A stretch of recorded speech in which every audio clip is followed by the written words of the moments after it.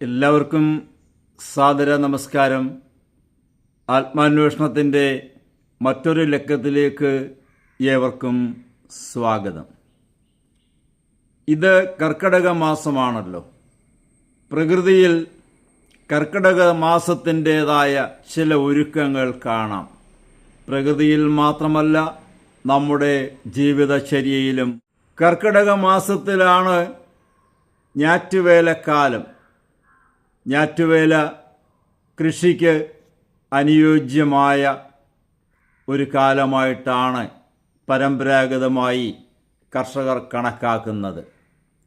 തോരാതെ മഴ പെയ്യുന്ന ഈ കാലം ശാരീരികമായ ചികിത്സകൾക്കും ഔഷധ സേവയ്ക്കും എല്ലാം ഏറ്റവും അനുയോജ്യമാണ്.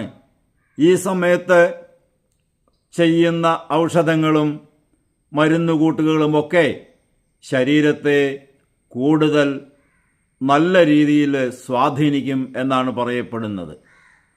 കർക്കിടക മാസം മനുഷ്യന് മാത്രമല്ല, എല്ലാ ജീവജാലങ്ങൾക്കും ചില തയ്യാറെടുപ്പുകൾക്കുള്ള സമയമാണ്.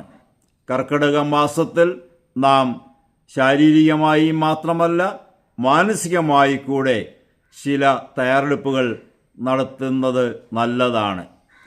അതുകൊണ്ടാണ് കർക്കിടക മാസത്തിൽ രാമായണ പാരായണത്തിന് കൂടുതൽ പ്രസക്തി എന്ന് വേണമെങ്കിൽ പറയാം. ഇന്ന് നമ്മുടെ നാട്ടിലെവിടെയും രാമായണത്തിൻ്റെ കാകളിത്താളത്താൽ മുഖരിതമാണല്ലോ നമ്മുടെ സന്ധ്യകളും പ്രഭാതങ്ങളുമെല്ലാം.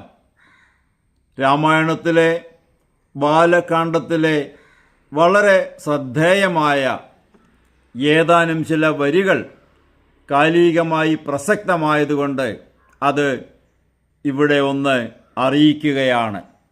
അത് ഇപ്രകാരമാണ്: കിം ക്ഷണന്മാർക്കു വിദ്യയുണ്ടാകയില്ലയല്ലോ, കിങ്കണന്മാരായുള്ളോർ കർത്തവുമുണ്ടായി വരാ, കിം ഋണന്മാർക്കു നിത്യസൗഖ്യവുമുണ്ടായി വരാ, കിം ദേവന്മാർക്ക് ഗതിയും പുനരതുപോലെ.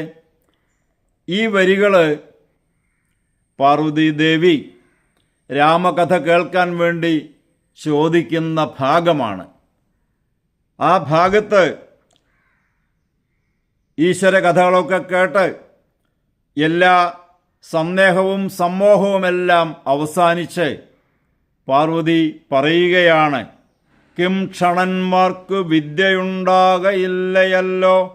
കിം ക്ഷണന്മാരായുള്ളവർ, സമയത്തെ നിസ്സാരമായി കരുതുന്നവർ.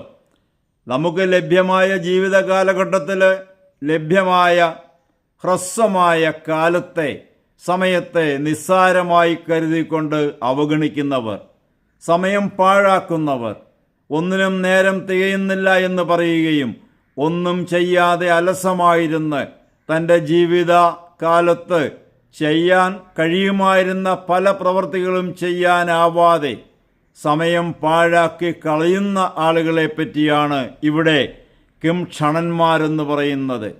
കിം ക്ഷണന്മാർക്ക് ജ്ഞാനവിദ്യ, അറിവ് സമ്പാദിക്കാൻ കഴിയില്ല.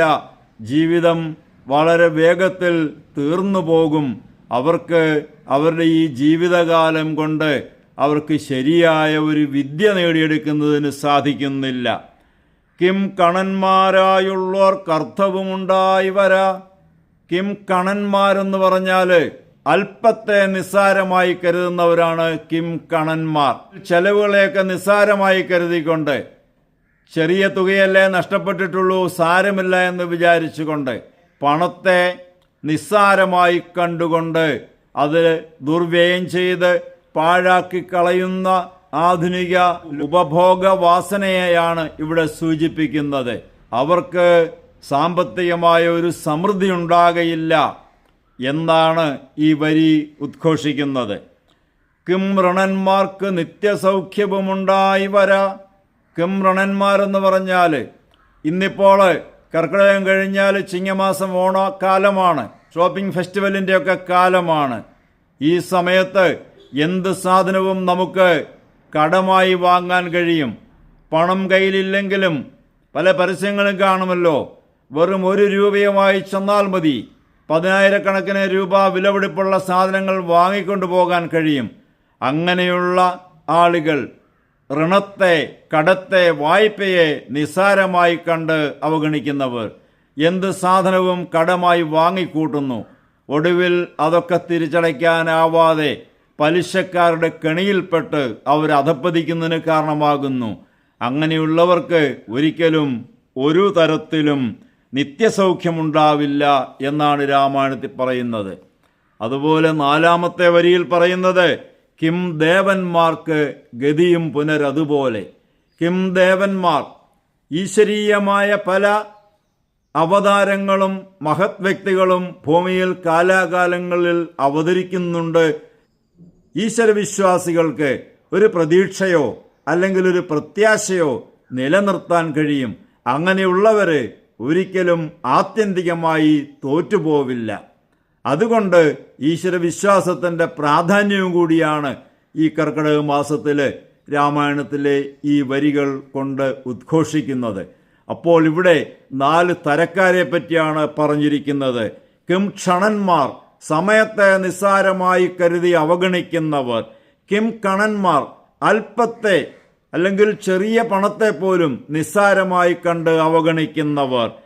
കിം ഋണന്മാർ, വായ്പയെടുക്കുന്നതിലൊരു മടിയുമില്ലാതെ വായ്പയെ വേണ്ട ഗൗരവത്തിൽ കാണാതെ അവഗണിക്കുന്നവർ. കിം ദേവന്മാർ, ഈശ്വരവിശ്വാസമില്ലാതെ ദൈവീകമായ യാതൊരു വിശ്വാസത്തിൻ്റെ അടിത്തറയുമില്ലാതെ ജീവിക്കുന്നവർ. ജീവിത സൗഖ്യം നേടുന്നതിന് ഈ 4 കൂട്ടർക്കും കഴിയില്ല എന്നാണ് രാമായണത്തിലെ ബാലകാണ്ഡത്തിലെ ഈ വരികളിൽ കൂടി നാം മനസ്സിലാക്കേണ്ടത്. രാമായണത്തിൻ്റെ ഈ ഒരു ഭാഗം ഇന്ന് കാലിക പ്രസക്തമാണ്. ഇന്ന് ജീവിച്ചിരിക്കുന്നവരെ പോലും മുന്നോട്ട് നയിക്കുന്നതിന് പര്യാപ്തമായ വരികളാണ് ഇവ. ഭക്തജന സമക്ഷം അവതരിപ്പിച്ചുകൊണ്ട് നിർത്തട്ടെ. നമസ്കാരം.